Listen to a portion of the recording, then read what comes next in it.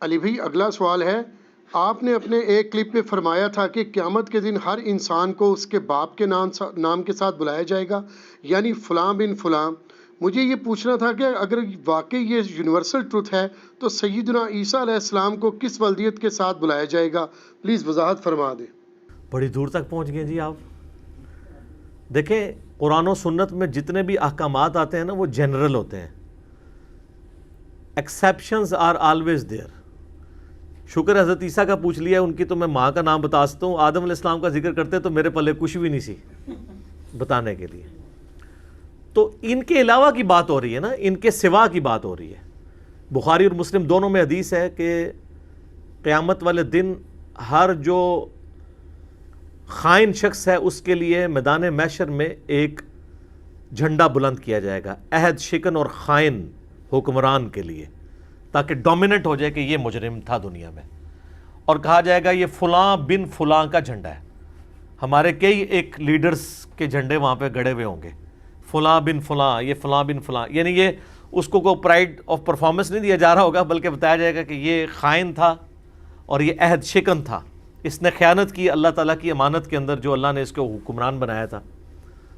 تو اس حدیث کے اوپر امام بخاری نے نا ایک باب باندھا ہے کہ قیامت والے دن لوگوں کو ان کے باپ کے نام کے ساتھ بلایا جائے گا۔ عربی میں جب فلاں بن فلاں کہا جاتا ہے نا تو اس کا مطلب باپ کی طرف منسوب کرنا ہوتا ہے، ماں کی طرف نہیں۔ یہ ایک جنرل بات ہے۔ تو امام بخاری نے اس کنسیپٹ کا رد کیا جو یہ کہتے ہیں کہ جی وہ اللہ تعالیٰ قیامت والے دن پردہ رکھے گا اور ماں کے نام کے ساتھ بلائے گا۔ یار یہ آپ لوگوں کو اتنی ٹینشن کیوں پڑی ہوئی ہے؟ اللہ نے تو دنیا میں ہی پردہ رکھا ہوا ہے۔ صحیح بخاری اور مسلم دونوں میں حدیث ہے کہ بچہ اس کا ہے جس کے بستر پہ پیدا ہو، خواہ اس کی عورت نے کسی منہ کے ساتھ منہ کالا بھی کیا ہو نا، تب بھی قانوناً نبی علیہ السلام نے فرمایا بچہ اس کا ہے جس کے بستر پہ پیدا ہوگا۔ تو دنیا میں اللہ نے پردہ رکھ دیا کہ اس کا نام ہوگا اس کا بیٹا جس کے بستر پہ پیدا ہوا، تو قیامت والے دن بھی یہ اسی طریقے سے ہوگا۔ اور دوسری بات، جو شخص آؤٹ آف ویڈ لاک پیدا ہوا ہے اس میں اس کا کیا قصور ہے؟ قصور تو اس کا ہے جس کی غلطی تھی۔ تو قیامت والے دن تو اللہ تعالیٰ گناہوں پہ جس کے پردہ رکھے، ہم تو اللہ سے امید رکھتے ہیں کہ پردہ رکھے، ادروائز تو بڑے بڑے شریف زادوں کے پردے وہاں پہ فاش ہو جانے ہیں، کیونکہ قیامت کا دن جو ہے وہ تو حساب و کتاب کا دن ہے نا۔ اس میں جب جوڈیشری میں کوئی چیز پیش ہوتی ہے پھر گواہوں کے ساتھ پورے کا پورا نامہ اعمال جو سورہ بنی اسرائیل میں آتا ہے کہ اپنا ہی نامہ اعمال پڑھ آج اپنا حساب کرنے کو تو خود ہی کافی ہے۔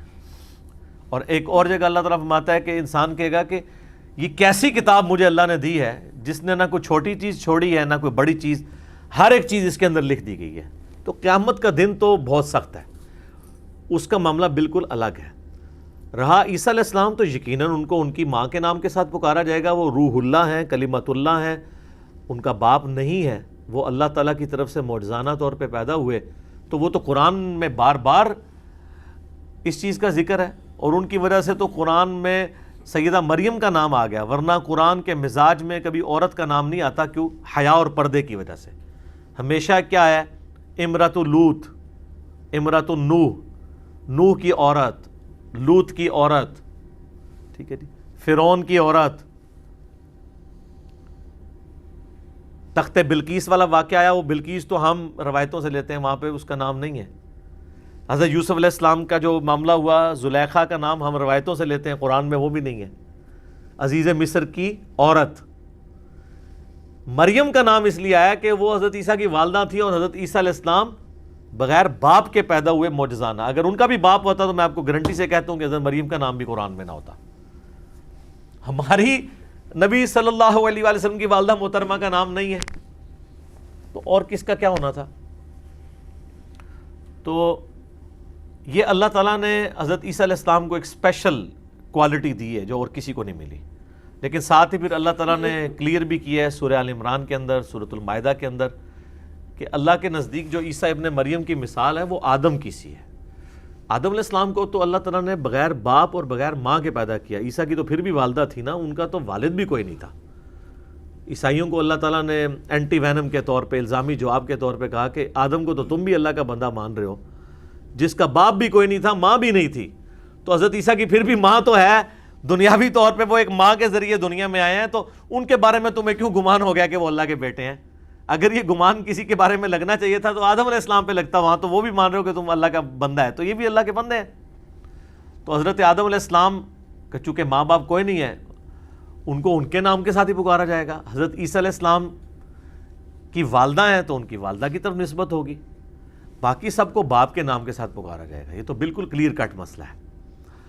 اور حضرت عیسیٰ علیہ السلام کی شخصیت چونکہ غیر معمولی شخصیت ہے، ان کے ساتھ ہمیشہ سے لوگوں نے اس طرح کی چیزیں وابستہ کیں۔ خود نبی صلی اللہ علیہ وآلہ وسلم کے مبارک زمانے میں حضرت عیسیٰ علیہ السلام کی وجہ سے نبی صلی اللہ علیہ وآلہ وسلم کے ساتھ بھی کفار مکہ نے حجت بازی شروع کر دی۔ جس طرح یہ حجت بازی ہوئی، میں نہیں بدگمانی نہیں کرتا، لیکن بعض اوقات کبھی یہ حجت بازی بھی ہو سکتی ہے۔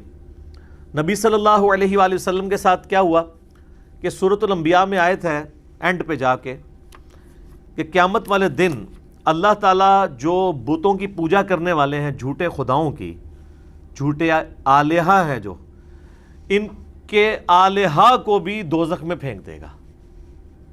پھر اللہ تعالیٰ اس پہ ورڈکٹ دیتا ہے کہ دیکھو اگر یہ خدا ہوتے تو یہ آج دوزخ میں تو نہ ہوتے، تمہارے ساتھ بت بھی تمہارے جل رہے ہیں جن کی تم پوجا پاٹ کرتے تھے۔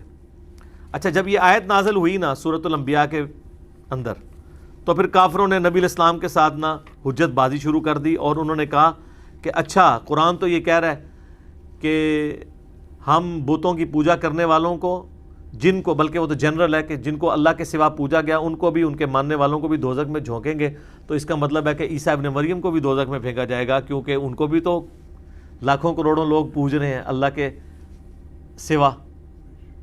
تو اب یہ وہی انہوں نے حجت بازی کی، تو اللہ تعالیٰ نے پھر اس کو باقاعدہ کلیریفائی فرمایا سورہ الزخرف پارہ نمبر 25 کے اندر۔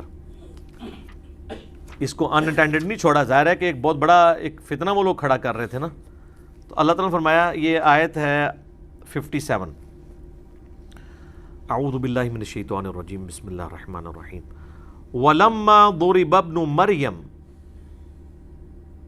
مَثَلًا، اور یہ جو عیسیٰ ابن مریم کی مثال بیان کی جاتی ہے، اذا قومک منہ یصدون، تو اے نبی علیہ السلام آپ کی قوم اس میں بھی جھگڑا کرنا شروع کر دیتی ہے۔ وقالو، اور یہ کہتے ہیں، آلہتنا خیر ام ہوا، کیا ہمارے آلہہ بہتر ہیں یا عیسیٰ ابن مریم؟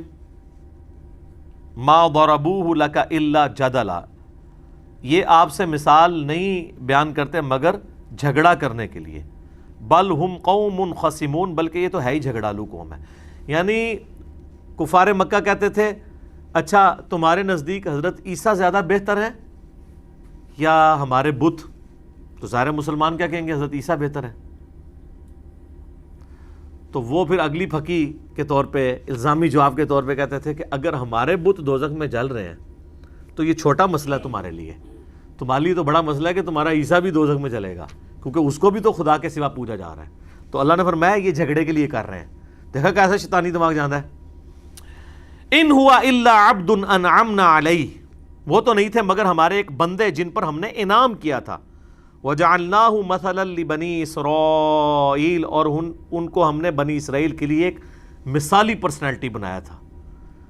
سر، پیدائش معجزہ بغیر باپ کے، زندگی معجزہ، بچپن معجزہ کہ ماں کی گود میں بول رہے ہیں کہ مجھے اللہ نے کتاب دی اور پیغمبر بنایا، جوانی معجزہ کہ ایسے معجزات ملے جو کسی پیغمبر کو نہیں ملے، مردوں کو زندہ کرتے ہیں اللہ کے اذن سے، مٹی کی مورت میں پھونک مارتے ہیں تو اللہ کے اذن سے پرندہ بن جاتی ہے، مادر ذات جو اندھے ہیں، جن کے ڈھیلے بھی نہیں آنکھوں کے، مٹی رکھ کے ہاتھ پھیرتے ہیں ان کی آنکھیں آ جاتی ہیں، جزام کے جو کوڑ کے مریض ہیں ان پہ ہاتھ پھیرتے ہیں وہ صحیح ہو جاتے ہیں۔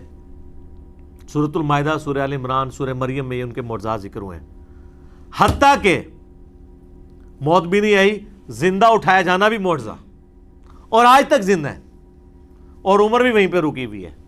پھر قرب قیامت میں اتریں گے وہ آسمان سے اترنا بھی معجزہ ہے. ایک ہی بندہ ہے جس کو اللہ نے اٹھایا اور اس کو اتارنا ہے, یہ بھی معجزہ. اور الٹیمیٹلی نبی علیہ السلام کے ساتھ دفن ہوں گے روضہ شریف میں, یہ سعادت بھی ان کو ملنی ہے. تو اللہ تعالیٰ فرماتا ہے کہ وہ تو ہمارا ایک خاص بندہ ہے جسے ہم نے بنی اسرائیل کے لیے مثال بنایا. وَلَوْ نَشَاءُ لَجَعَلْنَا مِنْكُمْ مَلَائِكَةً فِي الْأَرْضِ يَخْلُفُونَ, اگر ہم چاہتے تو ہم فرشتوں کو زمین میں تمہارا خلیفہ بنا سکتے تھے. اگر اللہ تعالیٰ چاہتا تو فرشتوں کے ساتھ بھی معاملات چلا سکتا تھا, لیکن اب چونکہ اب دنیا میں انسان آباد ہیں تو انسانوں کے ہی معاملات آگے چل رہے ہیں. وَإِنَّهُ لَعِلْمٌ لِلسَّاعَةِ, اور عیسیٰ ابن مریم علم ہے قیامت کا. یہاں علم معنوں میں آئے گا خبر, کیونکہ علم بھی جو آپ کے پاس آتی ہے وہ ایک خبر ہوتی ہے نا. فَلَا تَمْتَرُنَّ بِهَا وَاتَّبِعُونَ, تو دیکھنا اس میں شک نہ کرنا اور میری پیروی کرنا. هَذَا صِرَاطٌ مستقیم, یہ ہے سیدھا راستہ. یعنی نبی علیہ السلام کو کہا جا رہا ہے کہ ان سے کہو کہ میری پیروی کرو. تو عیسیٰ ابن مریم قیامت کی خبر ہے. تو عیسیٰ ابن مریم کو ان کی والدہ کے نام کے ساتھ پکارا جائے گا, باقی لوگوں کو ان کے باپ کے نام کے ساتھ. رہی یہ ٹینشن کہ جو آؤٹ آف ویڈ لاک جو پیدا ہوئے ہیں تو وہ دنیا میں جس باپ کی طرف منسوب تھے, یعنی جس کے بستر پہ پیدا ہوئے تھے, قیامت والا دن اسی کے نام سے پکارا جائے گا. یہ نہیں کہا جائے گا کہ یہ تو چونکہ اللہ تعالیٰ نے تو اپنے شریعت کے حوالے سے اس کو اسی طریقے سے اسٹیبلش کیا ہوا ہے. تو اس میں اس بندے کو ٹینشن لینے کی ضرورت نہیں ہے, اور عیسیٰ علیہ السلام کی ٹینشن آپ کو کیا لینے کی ضرورت ہے. آپ اپنی ٹینشن کریں کہ آخرت میں ہمارے ساتھ کیا معاملہ ہونا ہے. اللہ تعالیٰ عافیت والا معاملہ فرمائے. آمین ثم آمین. ٹھیک ہو گیا جی.